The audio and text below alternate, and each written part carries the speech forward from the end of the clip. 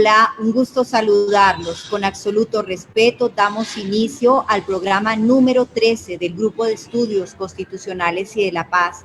En este caso tenemos unos invitados, un invitado y una invitada formidable, expertos, un antropólogo, además doctorado en Derecho, y una experta como Nicole, maravillosa, socióloga jurídica, los dos de nuestra Universidad Libre, de la seccional de Cali, además de que Vladi es director de uno de los grupos más importantes del suroccidente colombiano.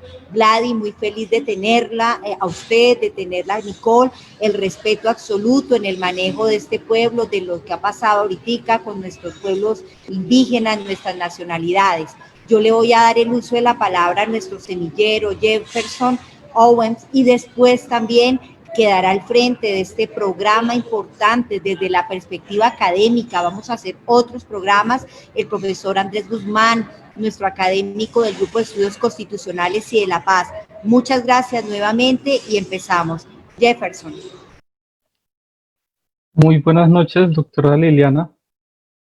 Es un honor poder dar inicio a este foro internacional. Doctor Jairo Vladimir Llano, doctora Nicole, sean bienvenidos, compañeros de mesa. También a quienes nos escuchan y nos ven por medio del Facebook Live, sean bienvenidos y esperemos que este foro sea muy enriquecedor para todos. Yo les quiero compartir unas palabras que escribí para dar inicio a este evento. Hay en el tiempo algo que es inmóvil, y con esto me refiero a las almas imperecederas que asoman siglo tras siglo, vigilando lo que es suyo, vigilando lo que tal vez se perdió en forma física en algún momento, pero que por la misma razón aguardan esperando el instante en que les sea reivindicado. La reivindicación como un derecho tangible sobre lo perdido materialmente por los desposeídos, que se alzan a la sombra de los siglos a recuperar lo que es suyo, lo que nunca dejó de serlo. A este actuar en consecuencia, vale la pena preguntarse cómo se está dando tal proceso en nuestro angustiado país, en el que han sido tantos los desposeídos, los derechos arrebatados, la resistencia tenaz de pueblos originarios que siguen rondando sus territorios y que siguen manteniendo sus costumbres. El crisol de la cultura no occidentalizada, rica, independiente y que día a día se hace más visible, que concientiza más a un país que ha de entenderse intercultural, ante la realidad de las regiones y ante el ordenamiento jurídico, ante la conciencia colectiva de los pueblos que habitan la nación y de quienes empatizamos con sus reivindicaciones, sintiéndonos parte de sus luchas por compartir su historia, su ascendencia, como la que nos convocan hoy a este foro internacional, las reivindicaciones de los pueblos indígenas Nasa, hijos del agua, nietos del trueno, y Misak, hijos del agua, la palabra y los sueños. Perspectiva desde la antropología y sociología jurídica, para lo que nos acompañan el doctor en Derecho, Jairo Vladimir Llano, quien además es becario del Instituto Internacional de Sociología Jurídica Oñati, Universidad del País Vasco, líder del Grupo de Investigación en Derecho Constitucional, Administrativo y Derecho Internacional Público de la Universidad Libre Seccional Cali. También nos acompaña Nicole Velasco Cano, abogada y máster en Sociología Jurídica del Instituto Internacional de Sociología Jurídica Oñati, docente investigadora de la Universidad San Buenaventura de la ciudad de Cali, ambos grandes conocedores del tema, el cual han trabajado ampliamente desde el pluralismo, la sociología y la antropología jurídica, reconocidos por su trayectoria y que hoy nos brindan parte de su conocimiento. Muchas gracias y un placer acompañarlos en este evento.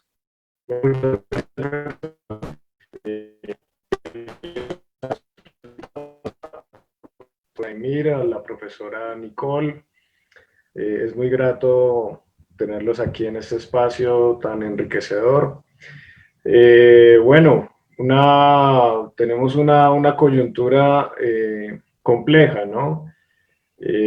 Cada vez como que se abre paso en el país algunas lógicas estigmatizantes de la protesta social y también se abre mucho camino ese pensamiento homogeneizante, ¿no?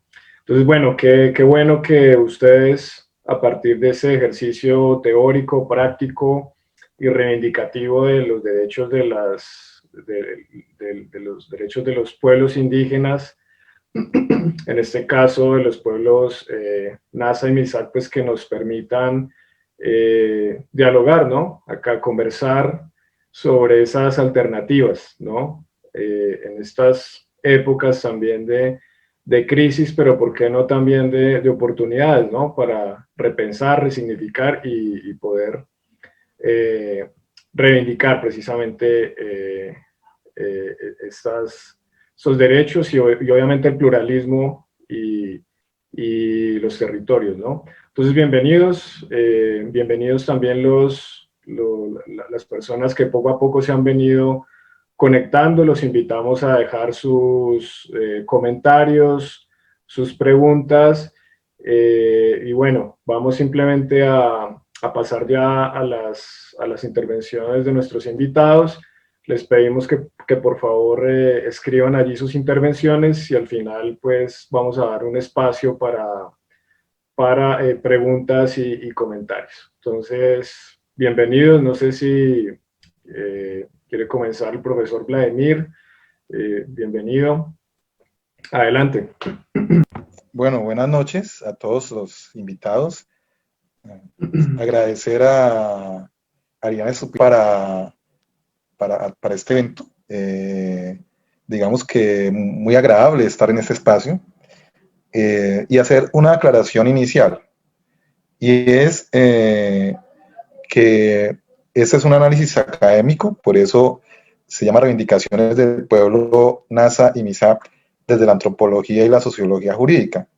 Yo como antropólogo jurídico, Nicole como socióloga jurídica, Irina como socióloga jurídica, y bueno, y el resto que nos acompaña como abogados, ¿no? Como personas expertas y que esos temas le llaman la atención.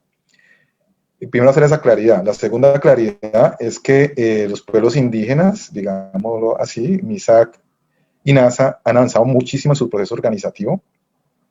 Y digamos que estamos en deuda, y eso hablaba con Liliana, para realizar un foro con participación de los líderes indígenas.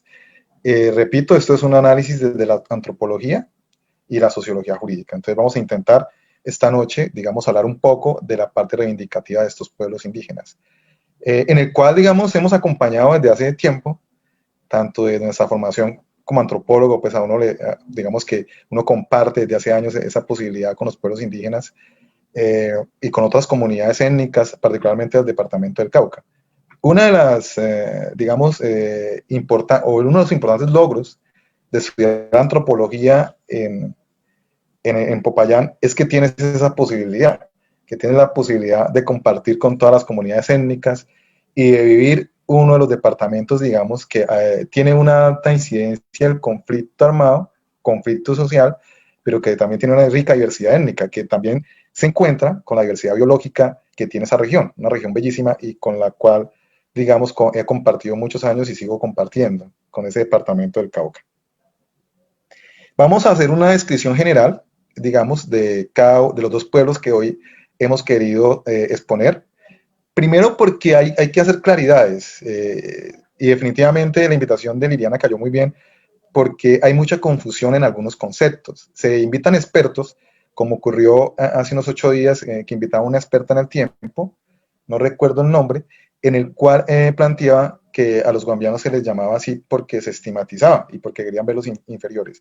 Y entonces digamos que son equivocaciones que se hacen conceptualmente, que intentaremos aclarar, digamos, esta noche, y expertos y el tiempo. Entonces, para que miremos, digamos, un análisis en lo posible más amplio de lo que se ha venido dando en los medios de comunicación tradicionales. Entonces, hacerlo desde acá, desde nuestra querida casa de estudios, de la Universidad Libre y con nuestro grupo de investigación. La comunidad NASA, digamos, es un proceso de muchas luchas. Creo que son muchos los textos, el compartir con ellos. Digamos que coordiné el primer programa de Derecho en San José de Quilichao, donde se hicieron cortes indígenas. Eso llevó, digamos, a compenetrar además con la comunidad de NASA. Hoy muchos ya son abogados, ya se han graduado como abogados. Y compartimos mucho y seguimos compartiendo. Ese inicio del movimiento NASA, por supuesto, se da desde los años 20. Hay digamos, un líder NASA que es muy importante, que es Manuel Quintín Lame, que va a ser, digamos, uno de los abanderados de las luchas reivindicativas del pueblo NASA. Y que en los años 70 va a lograr concretarse a partir de ese legado que dejó Manuel Quintín Lame y que ha sido historia en este país, el Consejo Regional Indígena del Cauca. El Consejo Regional Indígena del Cauca, que es la primera organización indígena en Colombia y se puede decir de las primeras organizaciones indígenas de América Latina. El Consejo Regional Indígena del Cauca entonces tiene la herencia de Manuel Quintín Lame y posteriormente en sus luchas reivindicativas van a aparecer muchos líderes que van a dejar esa herencia. Uno de los líderes importantes en la década del 80 precisamente es el sacerdote católico, una historia muy particular, digamos, Álvaro El Cuecho Cue, que en Santander, que era el párroco de Santander de Quirichao, en ese municipio, digamos, que es el segundo municipio del Cauca y el primer municipio en extensión del norte del Cauca, el párroco hizo todo un trabajo de concientización sobre las luchas indígenas. También hay que agregar que el movimiento indígena se construye a partir de una gran alianza, ¿no?, entre pueblos campesinos, indígenas por la reivindicación de la tierra, y el CRI digamos, se unifican, o sale de ese movimiento campesino incluso, y después se unifican para un gran paro en el año 1977, donde van a, digamos, a reivindicar esas luchas por la tierra. Uno de los primeros objetivos del movimiento indígena del Cauca, que va a ser el referente nacional, es la reivindicación de la tierra, de sus territorios. En ese momento histórico, digamos que los pueblos indígenas Nasa eran reprimidos fuertemente. Hoy han crecido muchísimo políticamente y organizativamente, pero en ese momento histórico eran reprimidos. Imagínate, hoy sí tienen una gran fuerza y siguen siendo reprimidos. Entonces, digamos que llevan muchos años de procesos de regresión, ¿no?, hacia ellos por la disputa de la tierra. Porque el departamento del Cauca, digamos, en algunas de sus regiones, digamos, son tierras muy productivas. Entonces, eso lleva a una lucha histórica por la tierra. Por la tierra para ciertas personas, digamos que son los que concentran la tierra, y para el territorio, para el caso de los indígenas. El CRI, como organización indígena con una influencia fuerte en ASA, pero también con una influencia de varios pueblos indígenas del Cauca, logra consolidarse, y a partir del CRI aparecen otras organizaciones también indígenas políticas como la UNIT. La UNIT aparece posteriormente al CRI, que es la Organización Nacional Indígena de Colombia, y aparecen organizaciones departamentales de pueblos indígenas, algo muy interesante que se viene dando desde los años 80 y 90, 70 con el origen del CRI y después en los años 80 y 90, y que se fortalece con la Constitución del 91. Recordemos que la Constitución de 1886 desconocía a los pueblos indígenas, o los trataba como salvajes y como menores de edad en algunas de sus leyes, y en los pueblos indígenas, digamos, logran pasar en la Constitución del 91 a ser reconocidos constitucionalmente, cosa que no se da con la Constitución de 1886. Eso fue un gran impulso, no se puede desconocer, para el movimiento indígena. Y el CRI, por supuesto, se beneficia en el departamento del Cauca y se expande, y digamos que hay ese CRI se divide en regiones en el departamento del Cauca. El CRI Norte, digamos que es donde está una fuerte influencia NASA, en los municipios del norte del Cauca. Estamos hablando de Tacuelló, Toribío, que son municipios históricos de presencia NASA. Pues el municipio es Toribío y el resguardo es Tacuelló, y digamos, son resguardos todos dos, Toribío y Tacuelló, pero Tacuelló es como una especie de vereda dentro de Toribío, pero que también es resguardo. Es decir, que teníamos el resguardo de Tacuelló, el resguardo de Toribío, que están allí y que hacen parte del municipio. Ese municipio es un municipio muy indígena. Es un municipio donde los alcaldes repetitivamente son de origen indígena cuando aparece el voto popular. Los concejales, la mayoría son del movimiento indígena, y es un movimiento muy interesante que se ha logrado afianzar, digamos, en esa región, y donde cual tenemos muchos amigos. Por supuesto, sigue hacia, digamos que es el punto entre límites entre centro y oriente. Después bajamos más hacia el norte y encontramos municipios como Corinto, con una fuerte población indígena, y donde tenemos una gran amistad con el pueblo Nasa, con el Cabildo Indígena de Corinto desde hace años, y que se ha logrado consolidar con el tiempo. Miranda, pues que Nicole conoce muy bien, esos dos, digamos, cabildos, Miranda y Corinto, y donde tenemos una gran relación, igual que con la gente de Toribio, pues, y Tacuelló. Entonces, ese norte es muy organizado, muy fuerte, y digamos que es parte del CRI Norte, pero después, en los años 90, creo que en el año 94, aparece la Asociación de Cabildos Indígenas del Norte del Cauca, es decir, aparece la SIN.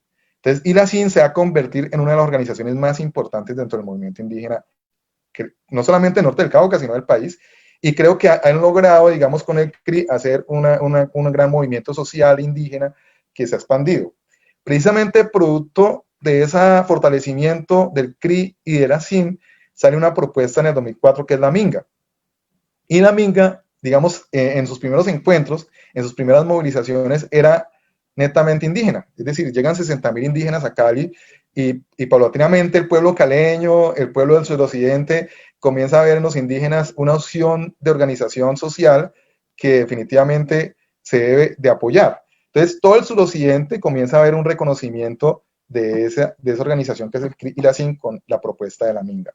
Por supuesto, el CRI también se expande hacia el oriente, crea la organización oriente, hacia el sur, también se fortalecen las relaciones con los Inga, con los Kansá, y bueno, y también el CRI tiene presencia de MISAC, guambianos, digamos, en su movimiento. Entonces, digamos que se logra eso y hoy en día ese fortalecimiento organizativo los lleva a proponer la Minga, que precisamente el video que mirábamos al inicio es de lo que están convocando para la Minga del 10, 11 y 12 de octubre.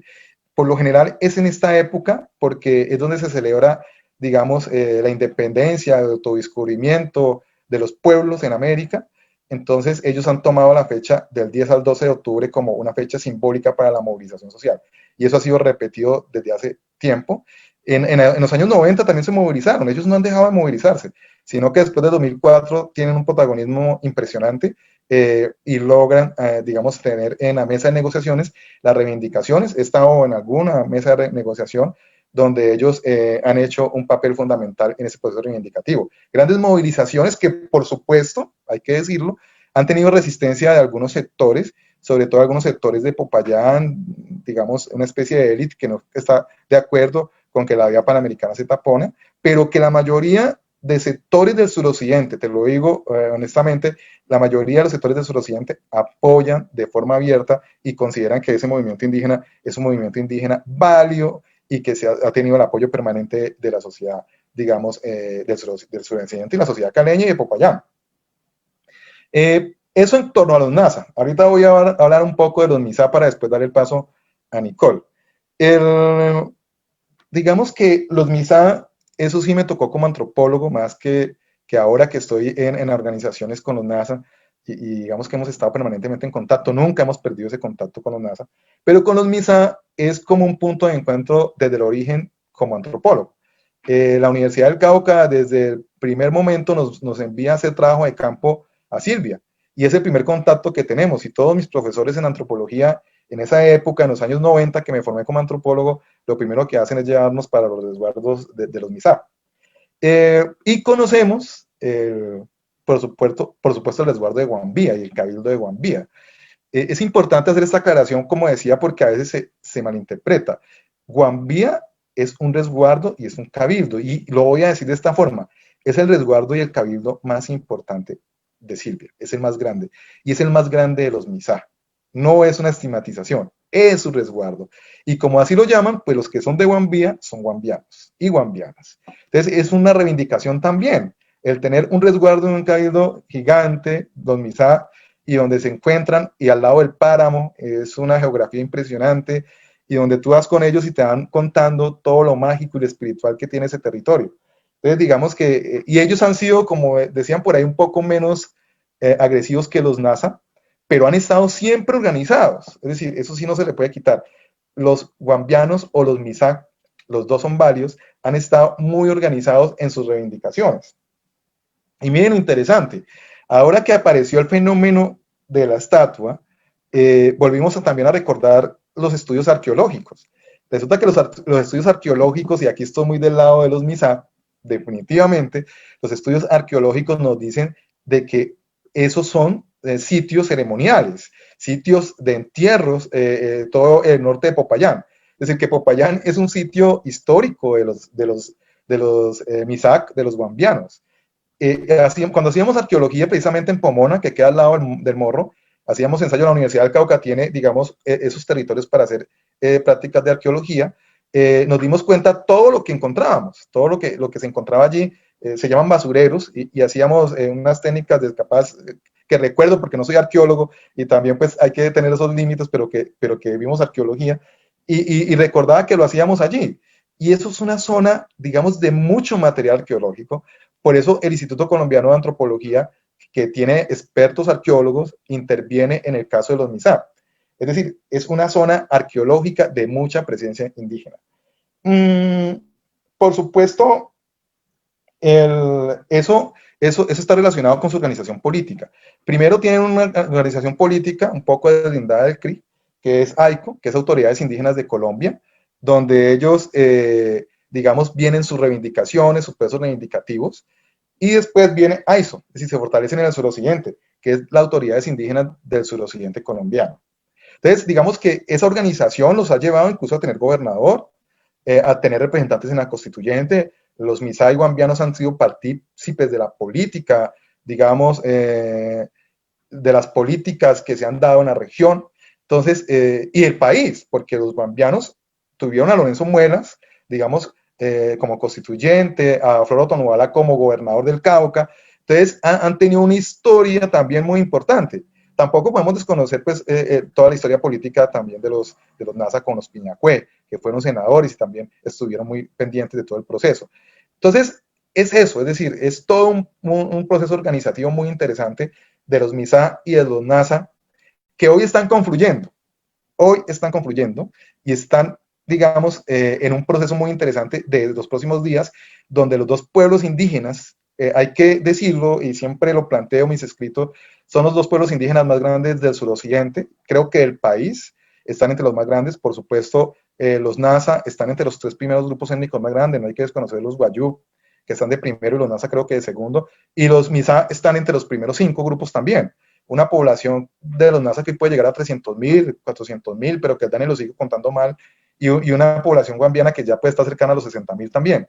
Entonces, digamos que mientras hay grupos en la Amazonía y en el Caquetá que han tenido dificultades para reproducirse culturalmente y socialmente, los Nasa y los Misat en su proceso de reivindicativo y de lucha han logrado posesionarse, han ampliado sus resguardos y han ampliado sus cabildos. Y por supuesto que eso es algo muy positivo para nuestra sociedad, que nuestros pueblos indígenas organizados se amplíen en territorio, en identidad étnica, y además porque nos enseñan a ser colectivos, a respetar la naturaleza y a vivir, digamos, con ese medio ambiente que a veces destruimos desde las ciudades. Y para eso, pues, ahorita, si hay tiempo, cuando aparezcan las preguntas, hablaré un poco más. Yo creo que, bueno, dejo hasta allí para que también comparta, digamos, sus análisis, Nicole.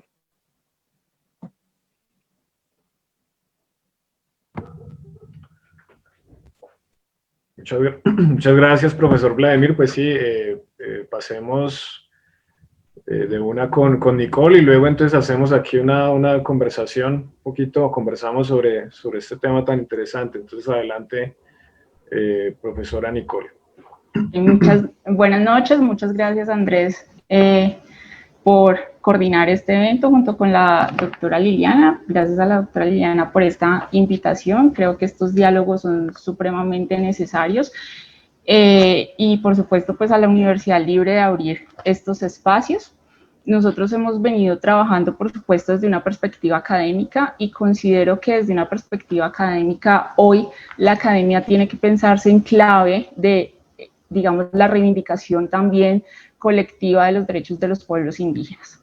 Hoy la academia, digamos que nos llama o nos invita a ser críticos y a ser defensores de los derechos fundamentales y por supuesto, digamos, de esos derechos de los sujetos que, digamos, han tenido históricamente un proceso de exclusión, de marginalización y que han históricamente también venido realizando procesos políticos de reivindicación de derechos. Entonces, en ese sentido, lo que voy a abordar un poco es ese análisis, digamos, que he tenido la posibilidad de realizar a partir de la sociología jurídica y particularmente desde el trabajo de campo con las poblaciones indígenas Nasa en el departamento del Cauca y específicamente en la región del norte del Cauca. Indudablemente cuando nosotros miramos, por ejemplo, cuando miramos un poco los estudios que se han realizado desde la sociología jurídica frente a las poblaciones étnicas y particularmente frente a las poblaciones indígenas,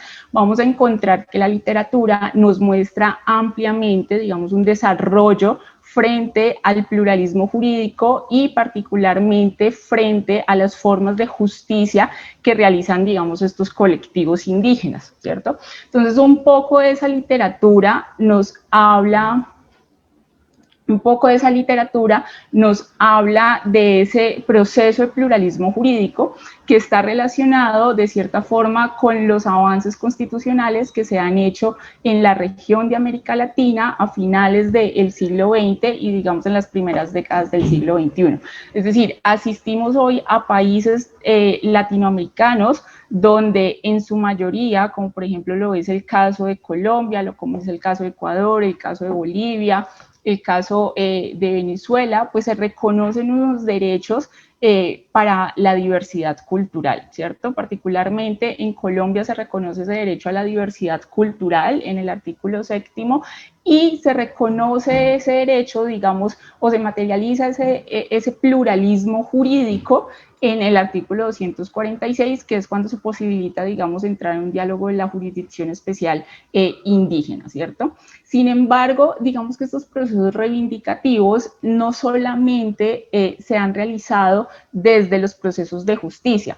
Los estudios, digamos, que he realizado los centro en los procesos de justicia, es decir, de cómo se desarrolla la justicia indígena NASA y qué elementos alternativos, digamos, a las construcciones que nosotros hemos realizado desde el derecho occidental, pues ellos han venido reivindicando a partir de sus tradiciones, de sus costumbres, de sus prácticas y que hoy nos enseñan a nosotros los académicos, pues de que hay otras formas de pensarse el mundo, que hay otras formas de conocer, que hay otras formas de interactuar y que en muchas ocasiones esas otras formas pues a veces son mejores de las que nosotros hemos construido y pueden complementar y mejorar los problemas que nosotros tenemos hoy en la sociedad contemporánea. Un ejemplo de ello, por ejemplo, son los sistemas carcelarios.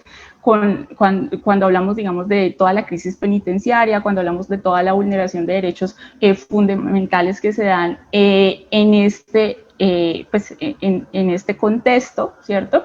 Y en ese sentido, pues las comunidades indígenas NASA, desde la reivindicación de sus procesos de justicia, porque esto no ha sido, digamos, adrede o no ha sido, digamos, fácil construirlo, ha venido de una reivindicación política, ese reconocimiento de derechos que hoy el Estado da, e incluso, pese a que lo tengamos en los textos constitucionales, pese a que la Corte Constitucional en su jurisprudencia haya realizado un avance, digamos, muy significativo y un avance que se convierte en un referente para la región frente a la protección de los derechos, pues vemos que materialmente estos derechos todavía siguen, digamos, en límite para poderse materializar. Por ejemplo, el pluralismo jurídico me habla de que las comunidades indígenas tienen hoy la posibilidad de ejercer sus formas propias de justicia, ¿cierto?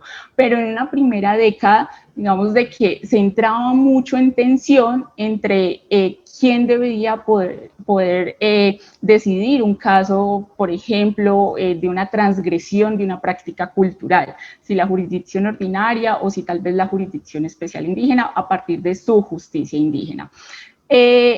Esto ha avanzado, hoy la Corte Constitucional e incluso la Corte Suprema de Justicia, con uno de sus últimos fallos del 2018 que realiza al indígena Feliciano Valencia y que lo absuelve, digamos, de que se le haya iniciado, de toda una condena, digamos, que se le inició en un proceso ordinario penal, pues hoy nos muestra que esa reivindicación que se ha hecho por parte de la justicia indígena, esa reivindicación que se ha hecho por parte de los colectivos NASA, pues empieza a materializarse en una mayor medida y empieza a reconocerse en una mayor medida. Empieza a ampliarse, digamos, esa perspectiva. Y, por ejemplo, en este sentido, las comunidades indígenas NASA han construido una forma alternativa como lo son los centros de armonización. Los centros de armonización que son, digamos, unas alternativas de justicia y de sanción tradicionales, milenarias, pero que empiezan otra vez a reivindicarse fuertemente desde el año 2011, desde el año 2012, en municipios como Corinto, en municipios como Santander, en municipios como Toribío, pues son, digamos, unos espacios acondicionados como fincas donde se llevan a los indígenas que han cometido una transgresión de acuerdo a lo que se considere, digamos, colectivamente por medio de un proceso de asamblea, y ahí esos indígenas que para la comunidad se cometieron una transgresión, pues empiezan a, digamos, a percibir un proceso de armonización, un proceso donde se pretende, digamos, que esa enfermedad o ese malestar que ha tenido ese indígena y que lo ha llevado a cometer esa conducta, pues pueda realmente armonizarse y volver a su comunidad y realizar otra vez todas esas prácticas culturales y toda esa identidad cultural, digamos, que los caracteriza, ¿cierto? Esto indudablemente, pues para nosotros es algo supremamente interesante, es un avance, es, digamos, pensarnos hoy la justicia, por ejemplo, penal, desde una perspectiva diferente, desde una perspectiva de armonía, desde una perspectiva, digamos, de una real resocialización, desde una perspectiva, digamos, de construcción colectiva, y que es una, digamos, reivindicación por parte de esas comunidades indígenas nasa. Otro proceso, por ejemplo, de reivindicación que ellos han venido consolidando y que hoy es muy fuerte son las guardias indígenas. Las guardias indígenas son conformadas por todos los integrantes de la comunidad, es decir, pueden participar desde niños hasta ancianos, pueden participar todas las familias, y son aquellos que se encargan de proteger los territorios de las desarmonías internas y externas que pueden tener. Recordemos, por ejemplo, que el Cauca es un territorio donde el conflicto armado, digamos, que se ve muy intensificado, y una de las labores que ha tenido, digamos, la Guardia Indígena es poder controlar digamos, esas desarmonías que se pueden generar a partir del conflicto armado.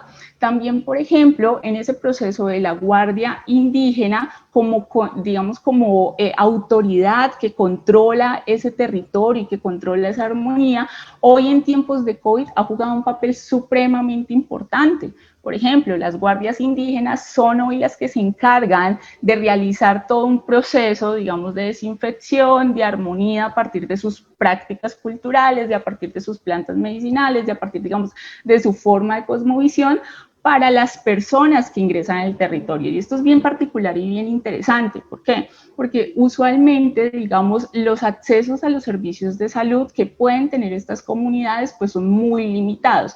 Es decir, las mismas comunidades, pues en torno a sus prácticas culturales, desarrollan también sus mismos procesos de cuidado, sus mismos procesos, digamos, de lo que consideran que es apropiado, que es beneficioso para su comunidad en cuanto a la salud, y asimismo hacen, digamos, estos rituales, hacen estas prácticas que van en busca de la mejora, digamos, del bienestar colectivo. Y esos puntos de control que son supervisados por la Guardia Indígena, pues hacen, digamos, por una parte, cuidar el territorio de los externos, ¿cierto? Pero también cuidar el territorio del conflicto armado, que particularmente, pese a que hayamos tenido pues un acuerdo en el año 2016, pues hoy vemos que los territorios indudablemente pues viven una reconfiguración del conflicto armado, y que esto ha, digamos, incidido en la vida de las comunidades indígenas de forma directa. Por ejemplo, hoy asistimos al asesinato casi que sistemático de los líderes, no solamente indígenas, sino campesinos, afro, ¿cierto? Y además digamos que es una situación que los coloca a ellos también en peligro como comunidad, ¿cierto? Por ejemplo, el asesinato de líderes como Cristina Bautista, en defensa, digamos, de sus discursos políticos de reivindicación de territorios, ¿cierto? Que ahí la justicia indígena ha jugado un papel supremamente importante en el autocuidado de su propia comunidad, pero que en algunos momentos, digamos, ellos tienen una representación simbólica de poder que es un bastón, como le conocen ellos, una chonta, ¿cierto? Que de cierta forma pues están en procesos de desigualdad con un actor armado que, digamos, tiene otra posibilidad, digamos, de pues de incidir y afectar directamente la vida de estos colectivos. Sin embargo, con los centros de armonización, con las guardias indígenas y, por ejemplo, con el proceso de liberación de la madre tierra que ellos están desarrollando en municipios como Corinto, en municipios como Miranda, en las zonas planas de estos municipios, donde nosotros podemos encontrar, digamos, grandes extensiones de monocultivos, como lo es la caña, pues ahí también están tratando de expandirse y de tratando, digamos, de pervivir como pueblos, de reproducirse, que es algo muy necesario para seguir manteniendo esas tradiciones culturales y esas prácticas que se desarrollan. Indudablemente, esto ha hecho que nosotros nos pensemos desde la academia, una academia en clave intercultural, es decir, pensemos todas esas prácticas, todas esas tradiciones y todas esas alternativas reivindicativas. Por ejemplo, hoy las comunidades indígenas nos dan un claro ejemplo de una consolidación de protesta. Lo paradójico es que, por ejemplo, las comunidades indígenas son las que mayormente, digamos, pueden durar protestando, reivindicando sus derechos, y yo creo que hoy es el momento que nosotros aprendamos eso. Es decir, qué tan constantes nosotros somos para poder reivindicar nuestros derechos y colectivamente. En uno de los trabajos de campo que hacía en una de las visitas que tuve la oportunidad de hacer, me decía un indígena, es que los NASA, cuando uno está en problemas, todos salimos a resguardarlo. Cuando un NASA está en problemas, todos estamos ahí. Es decir, cuando nosotros como sociedad vamos a aprender que cuando hay una vulneración de derechos fundamentales, todos debemos de estar ahí. Eso es algo que indudablemente tenemos que aprender de las comunidades indígenas. Tenemos que complementarnos de todos esos saberes tradicionales y de todas esas reivindicaciones, porque al final de cuentas, digamos que todos estos procesos de lucha política han hecho que hoy en día se puedan mantener y puedan reproducirse como un colectivo que es uno de los más importantes del suroccidente colombiano, si no es el más importante también, digamos, por la cantidad de población que tienen, y además es uno de los colectivos indígenas que mayor ha reivindicado los derechos fundamentales de las comunidades indígenas mediante sus procesos alternativos. En este sentido, yo creo que es una labor fundamental de la academia poder nosotros, y más en las facultades de Derecho, pues traer todo este tipo de conocimientos que nos posibilita el pluralismo jurídico o incorporar, digamos, en los ordenamientos jurídicos nacionales, desde el derecho internacional también, pensarnos nuevas posibilidades a los problemas modernos que tenemos hoy en día, al por qué se están generando una protesta a nivel mundial. Colombia no es el único que asiste a una protesta, las protestas están desde Estados Unidos, Europa, Asia y América Latina, es decir, porque hoy la gente se siente indignada, indudablemente, por un desmonte de derechos fundamentales, pero ¿por qué nosotros también entonces tenemos que aprender de otras culturas y de otros colectivos para poder pensarnos nuevas alternativas que den soluciones, digamos, a esos problemas que indudablemente desde esa construcción epistemológica occidental, pues no es suficiente para poderlos resolver? Aquí no es hablar, digamos, solamente de las comunidades indígenas desde lo constitucional en los textos, con una estrategia antropoémica o una estrategia antropofágica, es decir, solamente los reconozco, pero realmente no entro en un proceso de diálogo intercultural con ellos, porque no me interesa, ¿cierto? Porque hay unas exigencias, digamos, internacionales para reconocerlos, pero más allá no hay una real materialización de sus derechos, sino por el contrario, es poder entrar en ese diálogo intercultural de una forma real, de una forma de entender que las culturas son iguales y que las culturas se complementan. Entonces, pues, dejo mi intervención hasta ahí. Ya, Andrés, proceda a las preguntas. Bueno, muchas gracias, Nicole, por tu presentación, muy, muy interesante. Bueno, antes de seguir, vamos con un video, ¿cierto? Y luego seguimos, ¿no? Pues bueno, vamos con el video de una vez. Adelante.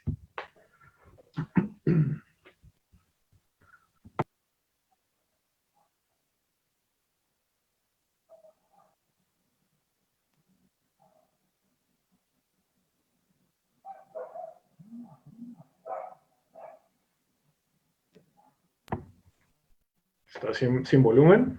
¿Hay que ponerle volumen al video o es así? Al momento de compartir le puedes colocar con audio.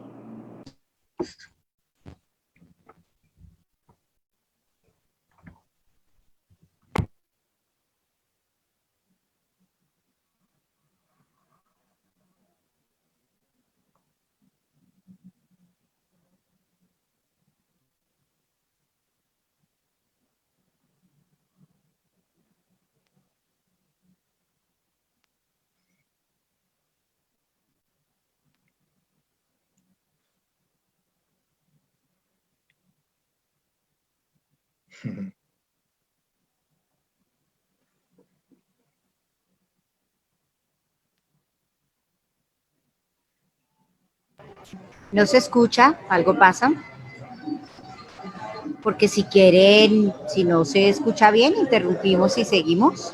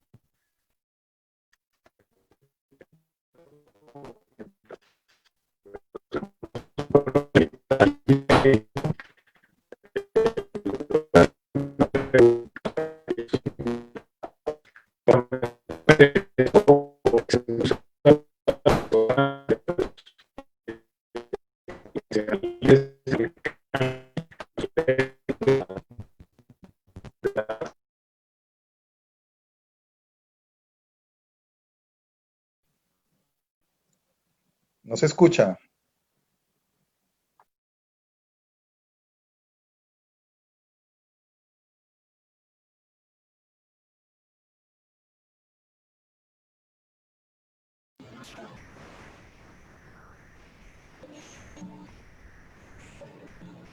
Hola, hola, hola. ¿Me escuchan? Y ya, bien. ¿Y ahora sí? ¿Ahora sí? Bueno. Bueno, entonces un saludo a la profesora Maribel Lagos en Cali.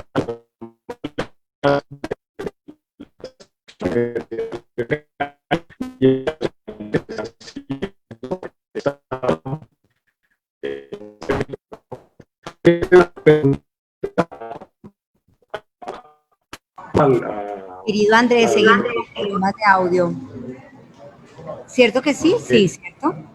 Sí, algo Sí. pasa. Pero si quiere pasamos entonces a la parte como de preguntas, por favor, y las mandamos muy ágiles. Entonces, creo que Leonardo Parra tenía una pregunta, Jefferson tenía una pregunta y vuelve a asumir Andrés a ver si se resuelve un poco el problema de sonido. Jefferson, por favor, Leonardo. Sí, doctora, por acá estoy. Nuevamente muchas gracias, doctor Jairo Vladimir, doctora Nicole. Muy bonita la ponencia de cada uno, me pareció muy ilustrativa y muy pedagógica. Antes de hacerles mi pregunta, quisiera rememorar una frase de Manuel Zapato Olivella, uno de los primeros en hablarnos de este tema del interculturalismo. Él dice: nuestra cultura ancestral está ahogada, se expresa en fórmulas mágicas, supersticiones. Desde hace 400 años se nos ha prohibido decir esto es mío. Nos expresamos en un idioma ajeno. Nuestros sentimientos no encuentran todavía las palabras exactas para afirmarse. Cuando me oyes hablar de revolución, me refiero a algo más que romper ataduras. Reclamo el derecho simple de ser lo que somos, lo que nos decía él.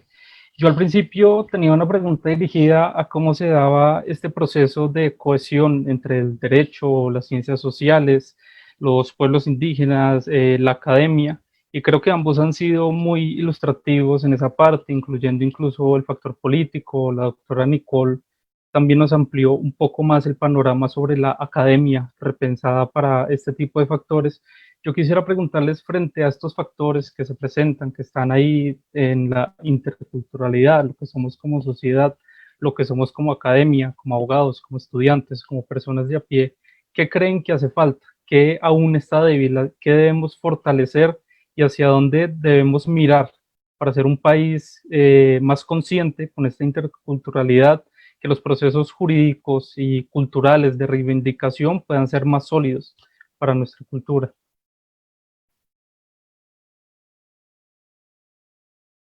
Bueno, Jefferson, ¿cómo quieres que respondamos?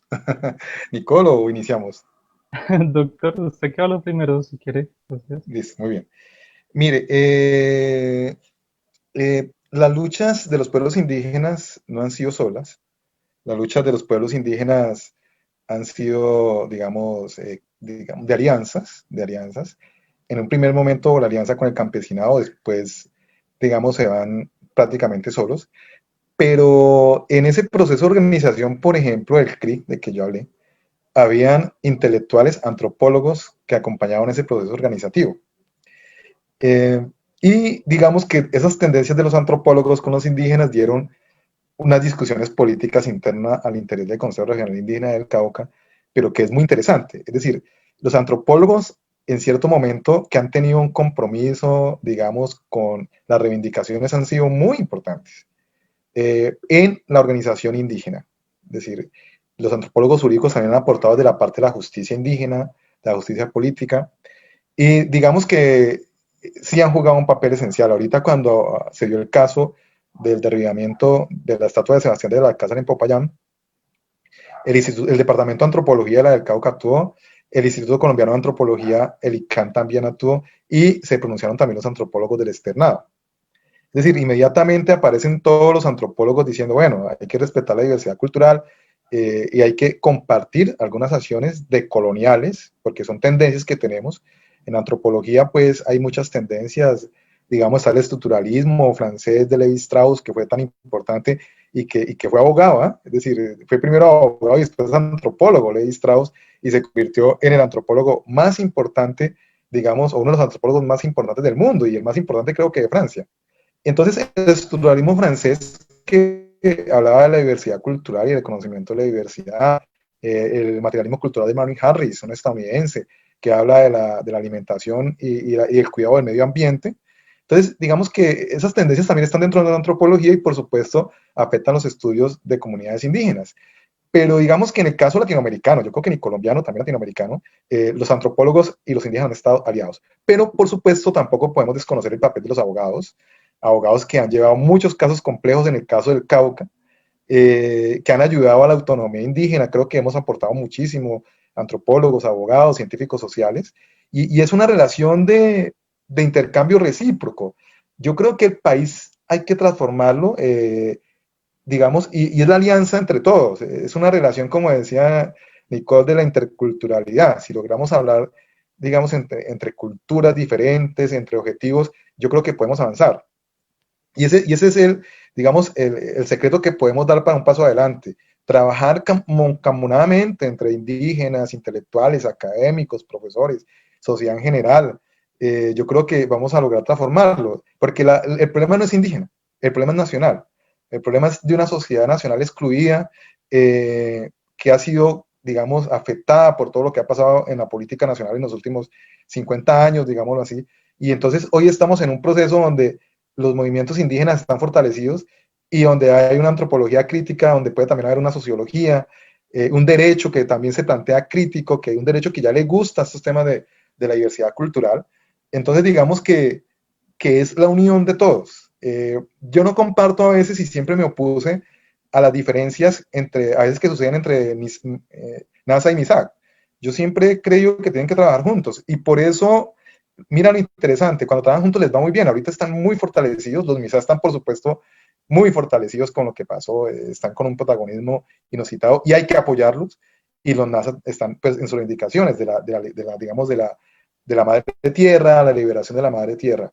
Y yo creo que el compromiso de los académicos es hacer estos foros, pero también escribir y hablar de todo lo que sucede, porque también hay que denunciar.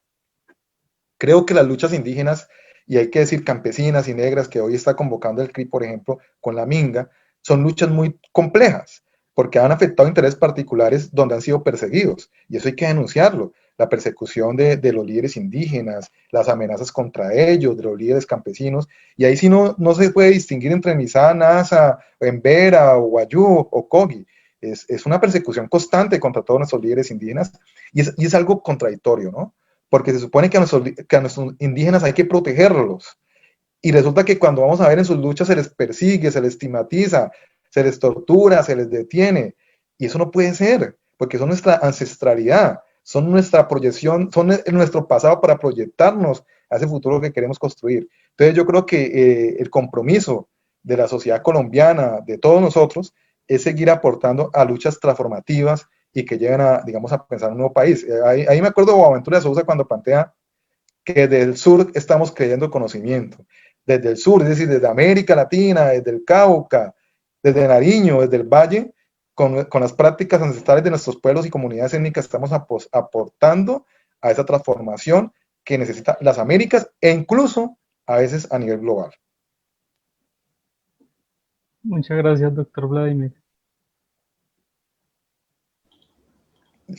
Bueno, Jefferson, muy interesante la pregunta y yo creo que es una pregunta que nos debe quedar muy presentes a todos, desde los que estamos en la academia como desde los que no están en la academia, sino en colectivos o los mismos ciudadanos de a pie, ¿cierto? Sin embargo, hay algo que yo considero y es que, por ejemplo, los que tenemos la posibilidad de entender o de intentar comprender una cultura que es la diferente a la de nosotros, pues necesariamente tenemos que crear espacios, ¿cierto? Indudablemente hay una disciplina que ha sido muy fuerte en el diálogo con las comunidades indígenas y es la antropología. Y hoy de la antropología también nosotros los abogados y los sociólogos jurídicos necesitamos aprender. Indudablemente desde la academia se hace una necesidad básica, es que un abogado hoy se piense, digamos, en un proceso de interdisciplinariedad, ¿cierto? Porque a veces el derecho puede ser muy formal, muy estructural, digamos, muy tradicional de una cultura occidentalizada, ¿cierto? Nosotros no tenemos un derecho que tenga prácticas tradicionales en América Latina, sino que tenemos un derecho trasplantado de Europa continental y recientemente, digamos, de un derecho del civil law, ¿cierto? No tenemos, digamos, nada que podamos decir que haya sido históricamente de nosotros, ¿cierto? De nuestras regiones, de nuestros antepasados que incluso muchas veces ni siquiera se reconocen, ¿no? Pero ampliar eso, por ejemplo, en las facultades de Derecho es supremamente interesante que los que están en facultades de Derecho y les interesa trabajar, digamos, estos procesos de interculturalidad, estos procesos de comprensión, pues creen espacios, ¿cierto? Por ejemplo, yo hoy digamos que tuve la oportunidad de abrir un espacio y dicto una cátedra de Derecho Étnico, donde lo primero, digamos, que hablo con mis estudiantes es un fuerte componente de antropología. Es decir, en una clase de Derecho, en una facultad de Derecho, hablamos de antropología. ¿Por qué? Porque hay algunas cosas que desde la lógica formal del derecho, pues no vamos a poder entender. Por ejemplo, ¿por qué existen todavía los procesos de estigmatización frente a las prácticas culturales de otros, ¿cierto? Porque nosotros seguimos siendo, digamos, o pensando desde una perspectiva etnocentrista que lo que hemos construido nosotros culturalmente es mejor que lo que ha construido el otro. Cuando en la sociedad, digamos, occidentalizada, muchas de las instituciones que nosotros hemos construido son una de las causas de los problemas que tenemos hoy en el mundo, ¿cierto? Por ejemplo, el capitalismo, un capitalismo salvaje, como diría Slavoj Žižek, ¿cierto? Un capitalismo que lo único que hace es crear procesos de desigualdad y un desmonte muy agresivo de derechos fundamentales y derechos sociales fundamentales. Entonces yo pienso que uno es un papel de los abogados críticos y de los abogados que hemos tenido, digamos, la posibilidad de acercarnos a otras disciplinas como la sociología, como la antropología, crear espacios. Pero ojo, estos espacios no solamente se pueden crear desde la academia. Estos espacios también tienen que tener un fuerte acompañamiento de las comunidades indígenas en la academia, es decir, no solamente nosotros como académicos ir a las comunidades, sino que las comunidades también puedan venir a las universidades, compartir los espacios académicos. Pienso que esos momentos de reflexión son muy importantes para seguir consolidando, por ejemplo, la lucha reivindicativa de los derechos de forma colectiva, ¿cierto? Básicamente, digamos, creo que eso es un punto muy fundamental. Muchas gracias, profe Nicole. Creo que es un privilegio para estudiantes como yo que comenzamos a recorrer este Construyendo camino. esos procesos etnocentristas, seguir construyendo. ¿Escucho? Ya. Es un privilegio en serio para nosotros poder contar con personas como ustedes que ya han recorrido este camino, aprendido y siguen construyendo y nos dejan estos conocimientos para seguir esos pasos y construir más. Muchas gracias a ambos. Muchas gracias, Jefferson. Bueno, yo me fui creo que en el momento en que estaba saludando a los colegas y estudiantes de la seccional Cali, ¿no? Y a la profesora Maribel Lagos, pero bueno, ya pude retornar, entonces yo sí quiero ahora sí hacer una pregunta a nuestros invitados. Y bueno, también compartir algunas reflexiones que nos han dejado ahí en el Facebook Live, ¿no? Por ejemplo, bueno, veo mucha inquietud en quienes participan de este evento, en indagar sobre cuál es la perspectiva que ustedes tienen y los efectos que tuvo el derribamiento de la estatua de Sebastián de Belalcázar en Popayán. Veo que hay algunas intervenciones que tienen una inquietud frente a este tema, sobre cómo se está protegiendo a las comunidades indígenas y bueno, qué trabajo existe pues para reivindicar estos derechos y obviamente lo que mencionaba hace un momento el profesor Vladimir, ¿no? Esa lucha también decolonial, ¿no? Entonces, no sé si quieren hacer un comentario al respecto para responder a nuestra audiencia. Si quieres, Nicole, puedes ahí. Sí, claro. Ahí.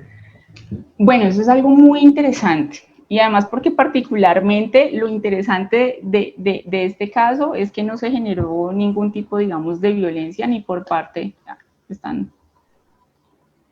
¿Tengo el micrófono apagado? Te estamos escuchando. Ok, muy bien, listo. Entonces, también lo importante es que no se generó ningún tipo de violencia, digamos, en este acto. Indudablemente es un acto simbólico muy importante, ¿cierto? Es un acto simbólico en donde las comunidades, yo creo que manifiestan una reivindicación de esas prácticas tradicionales, de esos conocimientos tradicionales, de esa identidad cultural que es propia y que indudablemente, digamos, de que digamos que esta representación a partir de la estatua de Sebastián de Belalcázar, pues nos mostraba toda una historia, digamos, de represión, toda una historia de violencia, toda una historia, digamos, de opresión y de masacres contra las mismas comunidades. El punto es que nosotros, de cierta forma, pues tenemos que tratar de comprender también esas luchas y esas reivindicaciones decoloniales que están haciendo las comunidades indígenas. Indudablemente esta es una de ellas. Asimismo, como nosotros como sociedad mayoritaria reivindicamos los derechos que consideramos que tenemos lugar a ellos, pues las comunidades indígenas están también en todo su derecho de reivindicar los derechos que consideran que tienen, digamos, lugar a ellos. Y más cuando estos derechos están ligados a esa identidad cultural y a esas prácticas culturales y, digamos, a esa cosmovisión que los encierra. Por ejemplo, hay sitios en todo el país, en Santa Marta, en el Cauca, que hoy son ocupados y que tradicionalmente son lugares sagrados y que ayudan a la pervivencia de los pueblos, ¿cierto? Yo creería que, por supuesto, estoy de acuerdo con la representación simbólica y con el acto que se hizo, y más, digamos, con la valentía y yo diría la ferocidad que le hicieron estas comunidades MISAC, también digamos que demostraron ahí ese punto de fuerza y ese punto de reivindicación cultural que es muy importante para nosotros.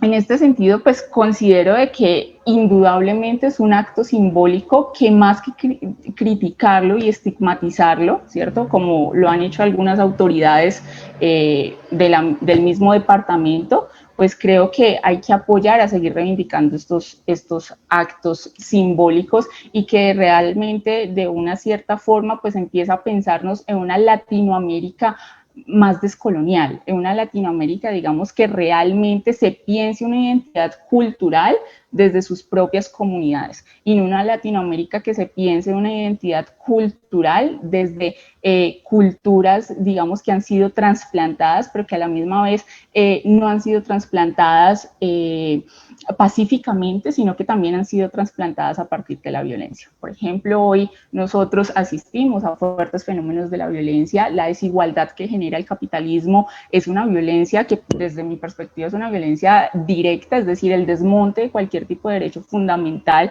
pues es una agresión directa y es una forma también de colonización, ese desmonte de los derechos. Entonces, indudablemente, pues hoy tenemos que repensarnos como una Latinoamérica que busca sus raíces y que busca su identidad cultural en una clave, digamos, de reivindicación de derechos, una clave de reivindicación simbólica de las tradiciones y de las prácticas. Gracias, Nicole. No sé si Vladimir, adelante. Gracias, Andrés. Mira, yo creo que las prácticas decoloniales, digamos, es un movimiento que ha surgido como se planteaba, digamos que quieren, digamos, olvidar ese pasado terrible o tener ese pasado, o reconocer ese pasado, reconocerlo para saber cómo fue la realidad de ese pasado colonial, tanto en los pueblos indígenas, que fue terrible, como en las comunidades negras o inclusive el proceso campesino. Digamos que, y está bien, porque es una tendencia global, es una tendencia de movimientos globales decoloniales en toda América Latina, África y Asia, que se ha venido construyendo y que tiene aportes significativos. Digamos que, y es plausible, es importante y hay que reconocerle sus grandes avances que ha dado. Y está muy bien, pero creo que también hay que tener en cuenta, digamos, digamos, la sociedad en general. Es decir, yo creo que tenemos que, no creo que lo étnico por sí solo, digamos, esté dado, sino que lo étnico es muy importante. Son nuestras tradiciones, nuestros ancestros, son nuestras comunidades, pero tiene que haber ese diálogo con otros sectores. Yo creo que es la unión de muchos sectores globales que pueden construir un nuevo mundo. Y creo que hacia allá apunta ese movimiento decolonial. Es una gran alianza de diferentes sectores globales que pueden construir un nuevo mundo y sectores que no son decoloniales, pero que son críticos. Mira, está el Foro de Sao Paulo, digamos, el Foro Social Mundial, que es un foro que se hace permanentemente, donde hay movimientos sociales que también son bienvenidos. Es decir, es el movimiento étnico, son los movimientos sociales de todo tipo que pueden, digamos, unificarse para construir esa humanidad que queremos. Yo creo que todos los movimientos hoy en día tienen razón de ser ante lo que estamos pasando. Y que creo, Andrés, con la situación que vivimos, porque tampoco podemos olvidar la situación que estamos viviendo, la coyuntura de COVID-19 en el planeta, es para replantearnos muchas cosas. Y lo más interesante que está pasando es que entre más se expanda la enfermedad que nos está tocando a todos y que en Colombia está siendo muy fuerte, es el 5º país en el mundo en infectados, pues entre más expanda, tenemos tiempo para pensar cómo vamos a cambiar y qué vamos a cambiar. Y en eso nos tenemos que meter todos. Por supuesto, nos llevan ventaja a los pueblos indígenas que han logrado organizarse como los NASA y los MISAC, o guambianos o PAES, que se han logrado organizar y que tienen, y todas esas organizaciones como el CRIO, como las autoridades indígenas del suroccidente, que piensan desde otra perspectiva, ¿no? De la relación con la naturaleza. Yo creo que eso es muy importante, pero es un diálogo con todos, porque el planeta está en crisis. El planeta está en crisis por problemas ambientales, está en crisis porque hay hambruna, es decir, eso es crítico. La sociedad humana hoy asiste a una hambruna. Por supuesto, hay sociedades que no poseen el problema de la hambruna, uno podría decir Europa, Asia, China, Japón, pero América Latina sí y África sí. Entonces, digamos, pero creo que con la pandemia también hay sectores, inclusive del norte global, que están pasando hambre. Entonces, es cómo solucionamos el problema del hambre. Y para eso tenemos que, digamos, todos los movimientos, todo el pensamiento crítico, todo es válido. Aquel que, por ejemplo, lucha en los Estados Unidos por el reconocimiento étnico negro, aquellos que empiezan la manifestación dentro de 10 días, digamos, a moverse por todo el país, el movimiento indígena, todo eso es válido para construir una sociedad mejor. Yo no sé por qué a veces pensamos que los movimientos sociales, algunos colombianos, no todos afortunadamente, piensan que los movimientos sociales son algo negativo, ¿no? Una sociedad viva cuando se moviliza, cuando piensa, no importa de dónde sea. Yo creo que estamos en el momento de que tenemos que unificar criterios para tener un país mejor, un país donde vivamos todos y donde no pase lo que está pasando, que es la muerte por todas partes, no solamente por la salud pública, sino por la violencia que nos cobija desde hace muchas décadas. Entonces, es como, digamos, las ideas de coloniales por un lado, el pensamiento crítico por otro, los movimientos sociales por otro, nos encontramos y construimos una sociedad donde quepamos todos. Yo creo que ese mensaje de los indígenas ha sido claro. El movimiento, tanto las organizaciones políticas como el movimiento indígena, como sí, NASA, Misaya, Nacona, del sur de Colombia, ha sido claro que nos encontremos. Incluso los indígenas del Coqui y de la Sierra Nevada también lo han planteado, ¿no? Es decir, hay que unificarnos, proyectar una mejor convivencia con la naturaleza. Yo creo que hay puntos de encuentro y creo que los compartimos. Entonces, la pretensión es esa, ¿cómo logramos construir ese punto de encuentro para poder transformar la sociedad y tener una sociedad mejor? Y por supuesto que necesitamos ir, digamos, a las tradiciones y costumbres de las comunidades étnicas, entre ellos de lo que es esta temática de los pueblos Misat y Nasa, donde tenemos que aprender mucho. Bueno, muchas gracias, Vladimir. Bueno, yo sí tengo ahora sí una pregunta, una inquietud. En últimas, nuestro evento hablaba, bueno, tenía como concepto central de alguna manera la reivindicación, ¿no? Y la reivindicación en últimas nos lleva también a la reflexión sobre el poder. Usted ha dado muchas ideas a partir de su experiencia, su conocimiento y contacto obviamente con estas comunidades. Pero en últimas sí me gustaría que de pronto nos ilustraran también sobre como el aspecto más característico de la manera en que estas comunidades en particular, estas comunidades indígenas,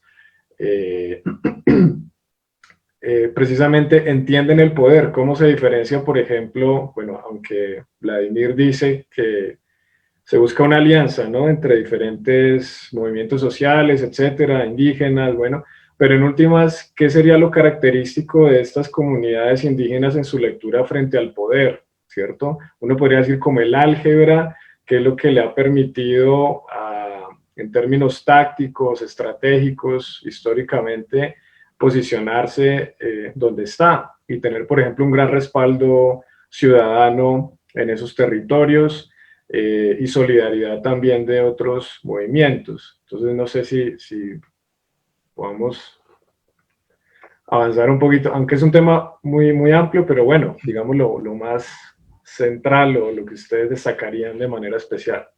Mira, te voy a contestar desde lo que habíamos hablado, pues, y pensar en un momento responder para este encuentro, y que se nos ha estado quedando por fuera, y es movimientos muy interesantes, Andrés. Es decir, la liberación de la madre tierra, por ejemplo, los Nasa en el norte del Cauca, donde ellos lo que hacen es que los monocultivos se vayan y comenzar a producir alimentos para ellos, pero después para todos. Ellos crearon algo que se llama la Marcha de la Comida en plena pandemia. Eso fue algo interesantísimo. Y yo creo que, por supuesto, no tienen la capacidad de un mercado gigante, pero a partir de sus procesos hicieron esa marcha de las comidas a Popayán y Cari, a los sectores populares, y llevaron lo que siembran, recogieron lo que siembran y los llevaron tanto a los sectores populares de estas dos ciudades que están cerca, los del norte del Cauca a Cali y los del centro del Cauca digamos, a Popayán. Y entonces uno ahí se pregunta, bueno, ¿qué están construyendo ahí? Pues una relación de poder desde lo social, es decir, están haciendo, digamos, ¿quiénes pagan eso? Nada, ellos mismos. Desde sus procesos de siembra, de cultivo, han llevado esos alimentos a estas ciudades. Entonces, es muy interesante eso. Lo otro que te quería decir sobre tu pregunta, que también es muy importante, la liberación de la madre tierra entonces es un proceso.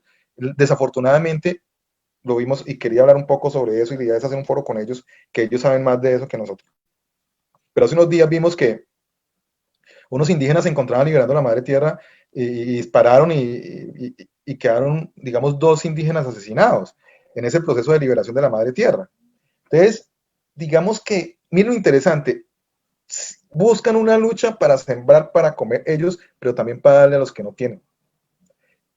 Y en el proceso de esa lucha reivindicativa, son asesinados 2 indígenas. Eso es crítico. Eso es no tener visión de Estado, de ciudadanía, ¿no? Sobre todo de Estado, yo creo, sobre todo de Estado. Y los indígenas, mire que ellos, sus relaciones de poder no han sido ambiciosas. Es decir, sus relaciones de poder han sido locales. En ningún momento el movimiento indígena se ha propuesto, digamos, ser poder total como lo son las castas políticas en Colombia, o como son las maquinarias electorales. Ellos no pagan por votos, inclusive nosotros en los talleres les hemos dicho, mire, es que tienen que prácticamente obligar a sus indígenas que voten por ustedes, porque ¿cómo así? Los demás partidos sí lo hacen. Entonces digamos que ellos no hacen parte de esa lógica. Creo que inclusive, yo me acuerdo de anécdotas con los Misa han sido hasta ingenuos, porque ellos todavía creen en la gente, creen en la sociedad. Y los NASA también. Bueno, ahorita tal vez han aprendido a analizar las cosas y a ser más críticos, pero ellos tienen una mirada ingenua a veces de la sociedad. Ellos creen que todo es bueno y que todo va a ser a favor de los intereses humanos, ¿no? Y se entregan de una forma desinteresada a los procesos. Y eso es muy interesante. Y por eso mismo yo creo que tienen el apoyo de muchos sectores sociales, porque lo hacen desinteresadamente. Ellos piensan, ellos dicen, bueno, es que hay que ser igualitarios, hay que redistribuir la tierra, y arrancan, vamos a redistribuir la tierra, hay que ir en contra de los asesinatos de líderes sociales. Mira, ellos muchas veces sí son perseguidos, asesinados, pero la mayoría de asesinatos de líderes sociales no son contra los NASA. Sin embargo, ellos dicen, vamos a pelear contra cualquier asesinato. Ellos se movilizaron, los MISA se movilizaron por lo que pasó en Nariño, en Samaniego, y entonces aparecen los NASA también diciendo, movilizándose por eso. Entonces, es el nivel de solidaridad. Yo creo que ahí no hay plata, no hay nada, es decir, es una vaina que les nace a ellos, y creo que también nos ha caracterizado a nosotros, siempre que estamos ahí sin nada a cambio, sino con la solidaridad, con un buen sancocho, Andrés, que siempre nos brindan una buena carne en sus rituales, y ya con eso la pasamos bien. Entonces, es eso, yo creo, y eso es una enseñanza, ¿no? Es decir, ¿cómo podemos entregar, digamos, sin pedir nada a cambio? Yo creo que ellos lo están haciendo muy bien, han logrado afianzar eso, y es una enseñanza para todos en un mundo que siempre, digamos, se dijo, yo hago esto porque hay un interés, ¿no? Hay un interés económico sobre todo. Yo creo que los pueblos indígenas no necesitan eso, los pueblos indígenas necesitan territorio, por supuesto, porque además lo cuidan. La mayoría de sus territorios están en zonas de páramo que no son productivas y por eso piden más tierras. Y es importante. Y si mira, si los indígenas logran cultivar, no solamente para ellos, sino para nosotros, seguro que tendríamos una mejor sociedad, porque ellos no utilizan casi químicos, porque ellos tratan de sembrar de una forma natural, tienen clara la seguridad alimentaria, que nosotros en la ciudad no tenemos claro. Entonces, digamos que esas son las relaciones de poder de los indígenas. Por supuesto, ellos saben que están ante una sociedad occidental, por supuesto que han sido ingenuos también, pero creo que han aprendido muchísimo y ya no son tan ingenuos como hace 20 años o 30 años. Yo creo que ya saben que tienen que proponer las cosas de una forma muy interesante. Creo que la movilización del 10 que ellos están convocando va a ser masiva, va a ser nacional, y entonces es muy interesante ver ese fenómeno, ¿no? Esas relaciones de poder, no pensando en someter, sino las relaciones de poder en equilibrio.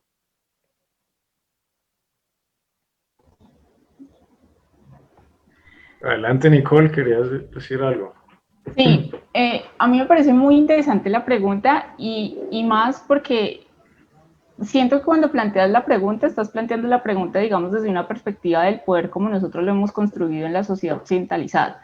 Es decir, de una sociedad que indudablemente piensa someter al otro, ¿cierto?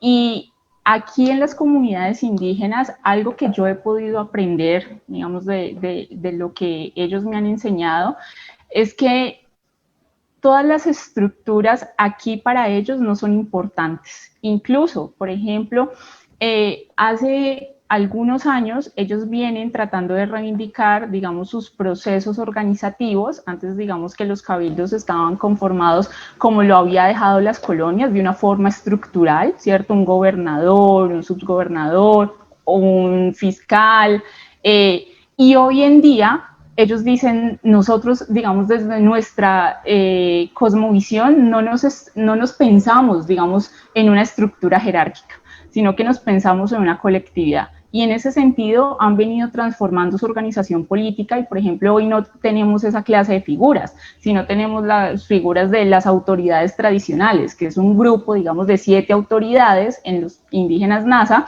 y que todos tienen, digamos, la misma importancia para tratar de solucionar, digamos, las necesidades que tienen sus propias comunidades. Indudablemente el poder aquí no se puede pensar desde una perspectiva occidental, no se puede pensar de lo que nos hablaba Foucault, no se puede pensar, digamos, desde la perspectiva de lo que nos hablaba Hegel, o sea, nada de eso podría ayudarnos a pensar cómo funciona el poder. Y si nosotros estamos pensando de que vamos a encontrar una estructura de poder como la hemos construido en esta sociedad occidentalizada, pues nos vamos a encontrar con algo diferente y de lo cual deberíamos de aprender. Pienso de que ellos, digamos que han tenido la necesidad de crear una estrategia frente a un diálogo con el Estado. ¿Por qué? Porque el Estado ha sido hegemónico, porque el Estado ha sido opresor de cierta forma, ¿cierto? Y en ese sentido, pues, digamos que han tenido estrategias para poder reivindicar no solamente políticamente sus derechos, sino también jurídicamente, lo que Boaventura nos hablaría como, por ejemplo, un uso contrahegemónico del derecho, es decir, ¿cómo aprendo de esas estrategias jurídicas para reivindicarme yo como población? Y eso, digamos, que ha sido una estrategia que ha tenido que aprender prácticamente, digamos, obligadas las comunidades indígenas por toda la marginalización y por toda, digamos, la exclusión que han tenido que vivir, ¿cierto? Entonces, ¿cómo empiezo yo también a dialogar con el Estado desde la misma lógica del Estado? Pero indudablemente, digamos que esto no va a ser un diálogo, digamos, donde los indígenas quieren tener, digamos, una superioridad, sino que simplemente quiere reivindicar los derechos a los que ellos tienen, digamos, la necesidad de poder acceder, ¿cierto? También algo que me parece interesante y que se han podido, digamos, consolidar como pueblos y en su lucha de reivindicación de derechos es la interculturalidad que han tenido con las otras comunidades étnicas por medio de sus procesos de alianza. Digamos que hay algo que se ha venido realizando en los últimos años y es un proceso intercultural con comunidades afrodescendientes, con comunidades campesinas. Por ejemplo, nosotros lo podemos ver, Andrés, en las guardias, particularmente digamos que las comunidades indígenas son las que han sido autoridad de las guardias del control del territorio, pero por la necesidad de proteger los territorios rurales, donde también vemos campesinos y vemos afrodescendientes, se crean alianzas interculturales con los afrodescendientes y con los campesinos y, por ejemplo, fortalecen las guardias cimarronas que son representativas de las poblaciones afrodescendientes. Es decir, aquí no hay, digamos, una relación jerárquica de poder, una relación de opresión de poder, sino que hay unas relaciones de mantenerse y consolidarse y pervivir como pueblos. Y en ese sentido, digamos que a partir de la colectividad, a partir de las alianzas y a partir, digamos, de ese uso contrahegemónico del mismo derecho, pues han logrado tener un espacio hoy como lo tienen en el Estado, que incluso pues digamos que todavía sigue en procesos de tensión porque tenemos un Estado que no reconoce y materializa por medio de sus instituciones los derechos de las comunidades ni los derechos de muchos sectores de la población. Bueno, muchas gracias, Nicole. Bueno, el tiempo va pasando muy rápido, pero bueno, tenemos yo creo que 10 minuticos. Yo quería hacerles una pregunta. Quería que nos comentaran, bueno, ustedes están muy activos en la academia, en la investigación.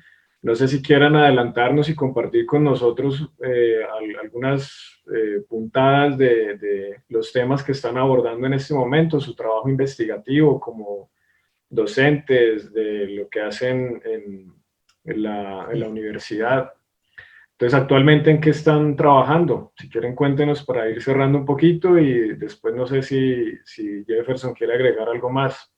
Entonces, si quieres, comenzamos otra vez con Nicole y luego nos regresamos a hablar con Vladimir. Vale. Bueno, gracias Andrés.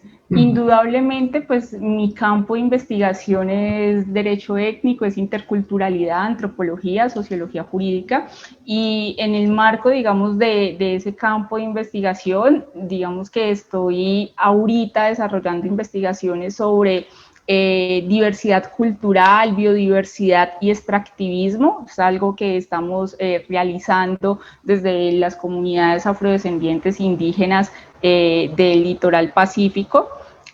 También estamos terminando un proyecto de investigación que fue financiado por Miniciencias y por la Universidad Libre en términos de posconflicto y digamos de la aplicación o la materialización de los acuerdos entre el gobierno Santos y las FARC en los territorios del norte del Cauca. Aquí nos hemos llevado, digamos, un gran aprendizaje, porque uno de los focos que hemos desarrollado, por ejemplo, son los estudios sociodemográficos de las poblaciones indígenas, campesinas y afrodescendientes, y la necesidad de contar en debida forma las poblaciones para poder consolidar, digamos, territorios de paz. Indudablemente, cuando el Estado no tiene el conocimiento de qué población tiene o no quiere saber qué población tiene, pues está violando seriamente los derechos fundamentales de esas poblaciones, y también pues está, digamos, impidiendo que se consolide desde las comunidades y desde las necesidades, pues esos territorios que tanto anhelan la paz hoy en día. Eso es un poco lo que estamos trabajando. No sé si Vladimir quiera complementar.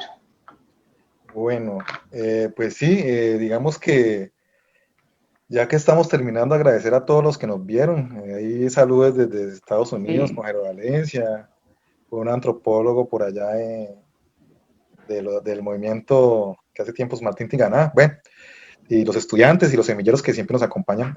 Digamos, interesante porque ha participado mucha gente de todas partes. Y gracias a la Libre pues, Nacional por darnos esta oportunidad.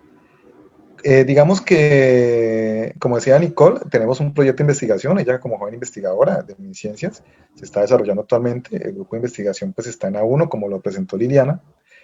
Tenemos muchas publicaciones sobre, digamos, comunidades étnicas. Nosotros hemos apostado por el diálogo intercultural, digamos, lo que siempre ha sido esa la pretensión. Ahorita el grupo de investigación, digamos, presentó 5 proyectos de investigación financiados de la Universidad Libre Cali, con un proyecto, digamos, global, es decir, sobre el sur global, que es un proyecto interesante que se acaba de presentar y digamos que fue aprobado. Tenemos un proyecto sobre derechos de propiedad intelectual de pueblos indígenas que esperamos, pues, digamos, poder desarrollar. Ese segundo proyecto, un proyecto sobre medio ambiente, sería el tercer proyecto. Entonces, digamos que tenemos un proyecto sobre derecho internacional y posconflicto también. Ese sería el cuarto proyecto de los que hemos planteado y que se están desarrollando en estos momentos con los investigadores y los investigadores externos de la facultad. Entonces, esa es la dinámica que tenemos, mucho trabajo, mucha escritura, mucha investigación. Creo que ahora se va a poner otro proyecto de investigación de interculturalidad, comunidades campesinas, indígenas y negras, sobre todo en el tema de mujeres también. No se ha tocado a fondo, pero se ha comenzado a tocar. Pero esos son como los proyectos que tenemos, es decir, tenemos muchos proyectos ya aprobados, andando. Sobre COVID-19 también estamos trabajándole a eso, Andrés, es decir, es necesario. Yo creo que se va a publicar un capítulo sobre pueblos indígenas y COVID-19, donde se reconoce lo que han hecho precisamente los NASA y los MISA. Yo creo que esa corriente de hablar de NASA y MISA ya estaba hace rato porque esa publicación que se dio. Entonces, digamos que se ha venido trabajando en investigaciones, digamos, de todo tipo, pero que son sociológicas y antropológicas y jurídicas. Porque, como tú sabes, estamos en una facultad de Derecho, yo soy antropólogo jurídico, pues Nicole es socióloga jurídica, y digamos que todos nuestros equipos son abogados, en la mayoría de los casos, pero que tienen una formación de sociojurídica también. Entonces, digamos que eso es lo que está haciendo la Facultad de Derecho, o el programa de Derecho Seccional Cali. Te comento, hemos ganado la joven investigadora con Nicole, pero también participamos en una convocatoria postconflicto y con Miniciencias, y quedó seleccionada. No sabemos si va a ser financiada porque no quedamos entre los primeros lugares, pero quedó seleccionada, quedó aprobada. Entonces, digamos que se ha trabajado, los proyectos andando. Por supuesto, queremos seguir, le decía a Liliana que ojalá aprovechemos el espacio porque hay un diálogo que se pensó con los diferentes pueblos indígenas, nos lo están pidiendo, ellos quieren participar y yo creo que es una tarea y un compromiso que tenemos, hacer un evento con ellos directamente y digamos que hacer conocer sus peticiones. No sé si en el proceso de la movilización se puede hacer, vamos a ver, pero digamos que están muy interesados, seguiremos trabajando y haciendo proyectos de investigación de ese tipo. Ojalá todo el país, toda la universidad libre de todo el país tenga la posibilidad también de realizar este tipo de investigaciones. Yo creo que es hora de que no solamente hagamos teoría, sino que mezclemos la teoría con la realidad, esa realidad tan compleja que nos rodea, y comenzar a hacer investigaciones que están en esta lógica del foro hoy. Muchas gracias, Vladimir. No sé si Jefferson, nuestro integrante del semillero, líder del semillero, tenga alguna inquietud más, algún comentario final antes de cerrar. Nada más, Andrés, nuevamente darle las gracias al doctor Vladimir, a la doctora Nicole. Personalmente seguiré sus trabajos de investigación para seguir aprendiendo. Me gusta mucho que sean un reflejo fiel de la importancia de la interdisciplinariedad para el derecho. Yo estudio una licenciatura en lengua castellana y humanidades en la Universidad Distrital y digamos también me he acercado en este tema desde la sociolingüística y también la importancia que tiene aquí esa transmisión de la cultura. Cuando uno comienza a ver todas estas asociaciones y luego las ve acá desde el derecho, es algo increíble. Agradezco mucho que ustedes tengan esos caminos y que nos permitan aprender tanto. Muchas gracias. Muchas gracias, Jefferson. Bueno, muchísimas gracias a todos. Vladimir, Nicole, bienvenidos. Qué bueno haber compartido este espacio con ustedes. Espero que vengan muchos más. Seguimos ahí en el diálogo intercultural entonces. Y nada, entonces hasta una próxima oportunidad. Muchísimas gracias de nuevo. Gracias, chao. Muchas gracias, Andrés, y que pasen una feliz Gracias noche. a todos los participantes, los que se conectaron. Gracias, Andrés. A los colegas y estudiantes también de la seccional Cali de la Universidad Libre. Entonces nos vemos en otra oportunidad. Muchísimas gracias. Adiós. Gracias. Chao, adiós. Chao. Chao.